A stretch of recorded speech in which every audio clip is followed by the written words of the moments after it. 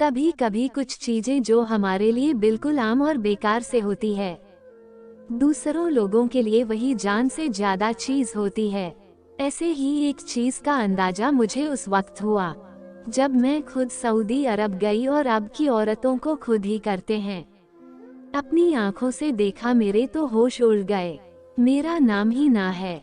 मेरी शादी एक ऐसे इंसान से हुई थी जो सऊदी अरब में शालू से नौकरी कर रहा था और शादी के लिए मैं कुछ दिनों के लिए आया हुआ था। ये रिश्ता एक जाने वाली ने करवाया था और मेरा पति मेरे लिए बिल्कुल अनजान था। मेरी शादी को हफ्ता भी नहीं गुजरा था और मेरे पति ने मुझे उसका सामान पैक करने को बोल दिया क्योंकि उसकी वापसी का वक्त आ गया था। उसे वापस सऊदी अरब जाना था और यह सुनकर मैं रोने लगी। अभी तो हमारी शादी को हफ्ता भी नहीं गुजरा था और जैन वापस जाने की बात कर रहे हैं। मैंने अपने पति जैन से कहा कि मैं उसके बगैर अकेले कैसे रहूंगी। हमने तो एक दूसरे को उठी तरह से जाना भी नहीं था। मैं अपनी जिंदगी अपने पति के साथ ही गुजारना चाहती हूँ और मेरी बात सुनकर मैं कहने लगे कि मजबूरी है। मेरी वहाँ नौकरी है और मैं ज्यादा नहीं हो सकता, वरना मेरी नौकरी खतरे में पड़ जाएगी। वैसे तो 1 महीने की छुट्टियां पर आया था, लेकिन कंपनी ने अचानक ही उसकी छुट्टियां कैंसिल करके उसे वापस बुला लिया था। ये सुनकर मेरी आंखें नम हो गई थी और मुझे गुस्सा भी आ रहा था। एक परदेसी से शादी करना बहुत ही मुश्किल काम है।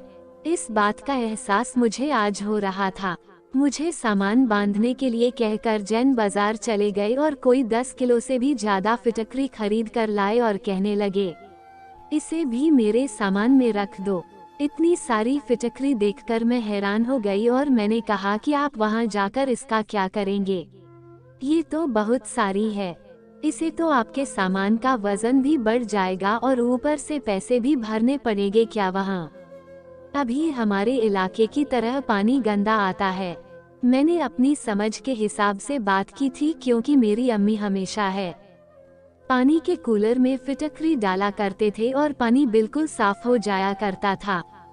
मेरी बात सुनकर जैन हंस पड़े और कहने लगे, ये तुम्हारे इलाकों में पानी साफ करने के लिए इस्तेमाल की जाती है, पर वहाँ तो एकदम पानी साफ आता है। सऊदी औरतें इसका कुछ और इस्तेमाल करती है जो मुझे नहीं पता है, लेकिन मुझे यह मालूम है कि वहाँ इसकी बहुत अहमियत है। सऊदी औरतें फिटकरी को खरीदने के लिए तड़पती है। हर सबूतों के घर ये लाल सैनी मौजूद होती है। मैं जब भी जाता हूँ वापस फिटकरी जरूर लेकर जाता हूँ। जैन की बात सुनकर मैं हैरान रह गई थी।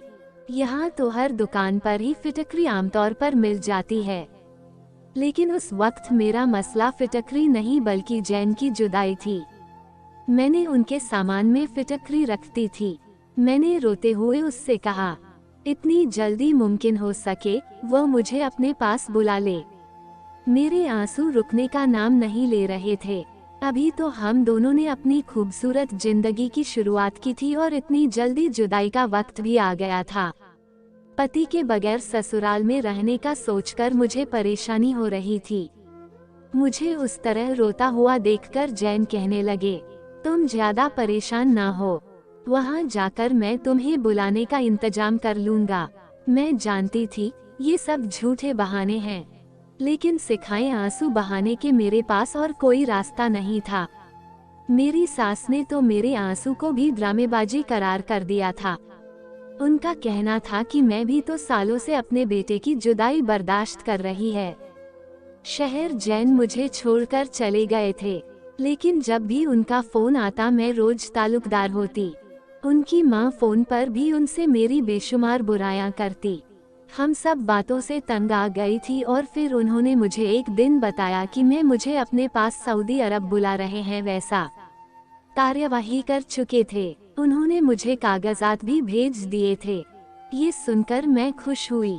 वही मेरी सास के चेहरे का रंग बदल गया, लेकिन मैंने उनको नजरअंदाज करके जल्दी जल्दी जाने की तैयारी की। मैनेजर से पूछा कि क्या आपके लिए कुछ लेकर आना है। जैन ने मुझे अपने साथ 15 किलो फिटकरी लाने को कहा। ये सुनकर मैं हैरान हो गई। क्या अभी कुछ दिनों पहले तो आप 10 किलो फिटकरी लेकर गए थे। 15 किलो फिटकरी तो बहुत ज्यादा होती है। मेरा अपना सामान भी अच्छा खासा था और फिर से 15 किलो फिटकरी रखने की वजह से मुझे ज्यादा वजन के पैसे भरने पड़ेंगे और मैं सोचने लगी, पता नहीं इतनी सारी फिटकरी का ये सऊदी औरतें करती क्या है। मेरे लिए इतना भारी सामान संभालना मुश्किल हो रहा था। कुछ ही घंटों के सफर के बाद मैं सऊदी अरब अपने पति के पास पहुंच गई। एयरपोर्ट पर जैन को देखकर मेरी खुशी की इंतहा आ रही है, मगर मेरे पति ने मुझसे पहला सवाल यही पूछा कि तुम फिटकरी लेकर आई हो। उनकी यह बात सुनकर मेरा दिल टूट गया। उन्हें मुझसे ज्यादा और फिटकरी की फिक्र थी, जबकि मैं उनसे मिलने के लिए बहुत ही बेताब की। मैंने खामोशी से फिटकरी निकालकर उन्हें दे दी, लेकिन ना जाने में किसी को दे आए थे। वापसी पर उनके पास काफी ज्यादा पैसे थे। वापस आ गए, ना मुझसे बहुत मोहब्बत से पेश आए थे। उसके बारे में सवाल पूछने का मौका ही ना मिला और ना ही याद रहा कि मैं फिटकरी किसी और क्यों लेकर आए हैं। जैन की प्यार भरी बातों में मत सब कुछ भूल गई। सच कहूँ तो मुझे यकीन नहीं आ रहा था कि मुझे अपने पास बुला लिया है। आने वाले 1 महीने में मैंने अपने पति के साथ बहुत ही अच्छा वक्त गुजारा, लेकिन 1 महीने बाद ही मेरे पति कहने लगे कि अब तुम्हें मैं यहाँ नहीं रखना चाहता। मेरे लिए यह मन की नहीं है, तो बेहतर है कि तुम वापस लौट जाओ। जैन की बात सुनकर मेरे सर पर आसमान गिर पड़ा। आप कैसी बातें कर रहे हैं? मेरी आपके बगैर वहाँ क्या जिंदगी गुजार होगी? अभी हमारे इलाके की तरह पानी गंदा आता है। मैंने अपनी समझ के हिसाब से बात की थी, क्योंकि मेरी अम्मी हमेशा है पानी के कूलर में फिटकरी डाला करते थे और पानी बिल्कुल साफ हो जाया करता था। मेरी बात सुनकर जैन हंस पड़े और कहने लगे, ये तुम्हारे इलाकों में पानी साफ करने के लिए इस्तेमाल की जाती है, पर वहाँ तो एकदम पानी साफ आता है। सऊदी औरतें इसका कुछ और इस्तेमाल करती है जो मुझे नहीं पता है, लेकिन मुझे यह मालूम है कि वहाँ इसकी बहुत अहमियत है। सऊदी औरतें फिटकरी को खरीदने के लिए तड़पती है। हर सबूतों के घर ये लाल सैनी मौजूद होती है। मैं जब भी जाता हूँ वापस फिटकरी जरूर लेकर जाता हूँ। जैन की बात सुनकर मैं हैरान रह गई थी। यहाँ तो हर दुकान पर ही फिटकरी आमतौर पर मिल जाती है, लेकिन उस वक्त मेरा मसला फिटकरी नहीं बल्कि जैन की जुदाई थी। मैंने उनके सामान में फिटकरी रखती थी। मैंने रोते हुए उससे कहा, इतनी जल्दी मुमकिन हो सके वो मुझे अपने पास बुला ले। मेरे आंसू रुकने का नाम नहीं ले रहे थे। अभी तो हम दोनों ने अपनी खूबसूरत जिंदगी की शुरुआत की थी और इतनी जल्दी जुदाई का वक्त भी आ गया था। पति के बगैर ससुराल में रहने का सोचकर मुझे परेशानी हो रही थी।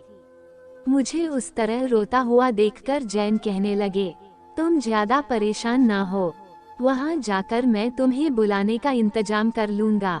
मैं जानती थी ये सब झूठे बहाने हैं, लेकिन सिखाए आंसू बहाने के मेरे पास और कोई रास्ता नहीं था। मेरी सास ने तो मेरे आंसू को भी ड्रामेबाजी करार कर दिया था। उनका कहना था कि मैं भी तो सालों से अपने बेटे की जुदाई बर्दाश्त कर रही है। शहर जैन मुझे छोड़कर चले गए थे, लेकिन जब भी उनका फोन आता मैं रोज ताल्लुकदार होती। उनकी माँ फोन पर भी उनसे मेरी बेशुमार बुराइयां करती। हम सब बातों से तंग आ गई थी और फिर उन्होंने मुझे एक दिन बताया कि मुझे अपने पास सऊदी अरब बुला रहे हैं। वैसा कार्यवाही कर चुके थे। उन्होंने मुझे कागजात भी भेज दिए थे। ये सुनकर मैं खुश हुई। वही मेरी सास के चेहरे का रंग बदल गया, लेकिन मैंने उनको नजरअंदाज करके जल्दी जल्दी जाने की तैयारी की। मैनेजर से पूछा कि क्या आपके लिए कुछ लेकर आना है। जैन ने मुझे अपने साथ 15 किलो फिटकरी लाने को कहा। ये सुनकर मैं हैरान हो गई। क्या अभी कुछ दिनों पहले तो आप 10 किलो फिटकरी लेकर गए थे। 15 किलो फिटकरी तो बहुत ज्यादा होती है। मेरा अपना सामान भी अच्छा खासा था और फिर से 15 किलो फिटकरी रखने की वजह से मुझे ज्यादा वजन के पैसे भरने पड़ेंगे और मैं सोचने लगी, पता नहीं इतनी सारी फिटकरी का ये सऊदी औरतें करती क्या है। मेरे लिए इतना भारी सामान संभालना मुश्किल हो रहा था। कुछ ही घंटों के सफर के बाद मैं सऊदी अरब अपने पति के पास पहुंच गई। एयरपोर्ट पर जैन को देखकर मेरी खुशी की इंतहा आ रही है, मगर मेरे पति ने मुझसे पहला सवाल यही पूछा कि तुम फिटकरी लेकर आई हो। उनकी यह बात सुनकर मेरा दिल टूट गया। उन्हें मुझसे ज्यादा और फिटकरी की फिक्र थी, जबकि मैं उनसे मिलने के लिए बहुत ही बेताब की। मैंने खामोशी से फिटकरी निकालकर उन्हें दे दी, लेकिन ना जाने में किसी को दे आए थे। वापसी पर उनके पास काफी ज्यादा पैसे थे। वापस आ गए ना मुझसे बहुत मोहब्बत से पेश आए थे। उसके बारे में सवाल पूछने का मौका ही ना मिला और ना ही याद रहा कि मैं फिटकरी किसी और क्यों लेकर आए हैं। जैन की प्यार भरी बातों में मत सब कुछ भूल गई।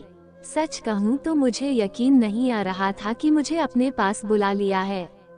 आने वाले 1 महीने में मैंने अपने पति के साथ बहुत ही अच्छा वक्त गुजारा, लेकिन 1 महीने बाद ही मेरे पति कहने लगे कि अब तुम्हें मैं यहाँ नहीं रखना चाहता। मेरे लिए यह मन की नहीं है, तो बेहतर है कि तुम वापस लौट जाओ। जैन की बात सुनकर मेरे सर पर आसमान गिर पड़ा। आप कैसी बातें कर रहे हैं? मेरी आपके बगैर वहाँ क्या जिंदगी गुजार होगी।